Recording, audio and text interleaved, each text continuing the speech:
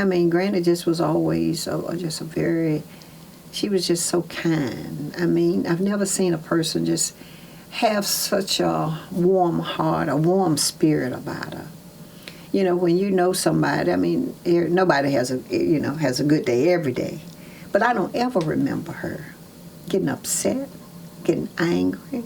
She just was always just easygoing, had a pleasant smile.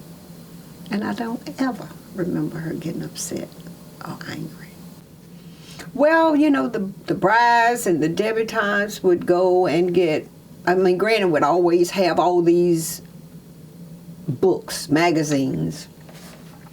And so they would all, you know, the brides would come in and look at their books and decide, oh, I like this, I like that. And I think that's the same thing that Aunt Mill and Aunt Chloe did. Mm-hmm. You know, would look at all the different magazines, and sometimes people would go downtown. I think you've heard the stories. They would go downtown and look at dresses downtown and decide what they wanted. And, you know, I guess my grandmother's reputation got around, so people didn't want her to come in and be able to look at it because, you know, she had the capability of just looking at something and being able to draw it and make it, you know, the way the bride wanted or the debutante wanted.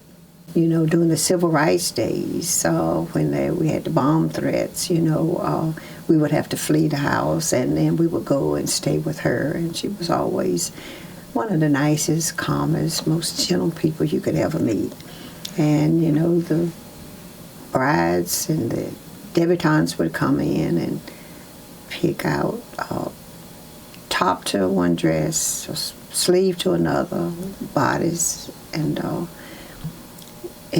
skirt to another, and she'd just sit and she would draw and make the dress. And she never used a pattern. And I mean, you know, and it wasn't like there was any hard feelings because they didn't go to, they, you know, went to one or they went to another.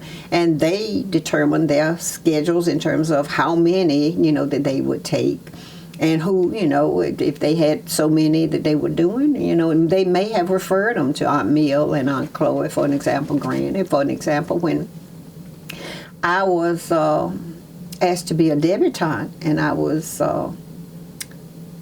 the queen of the debutante ball in 1964, and I was named for Aunt Mill, and she insisted that she was going to do my debutante dress. And then when I got married, Granny took the lace, and Granny said, I'm going to make your wedding dress. And so she took the lace from my debutante dress and put it on my wedding dress. And she made it, but I mean, they just were all, you know, they was a close-knit, you know, family, and they, you know, they talked to each other. I don't know, I'm assuming they shared ideas, and, you know,